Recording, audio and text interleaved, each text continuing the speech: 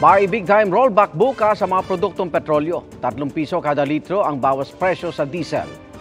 70 sentimo naman kada litro ang bawas sa presyo ng gasolina. 2 piso at 30 sentimo naman ang rollback sa kerosene. Ayon sa Energy Department, may chance na magpatuloy ang bawas presyo sa petrolyo hanggang matapos ang taon.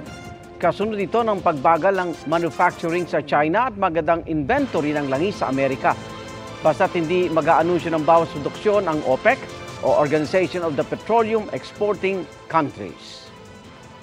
Mga kaibigan, samahan niyo kaming saksiyan ng mga balita. Mag-subscribe sa GMA Integrated News sa YouTube.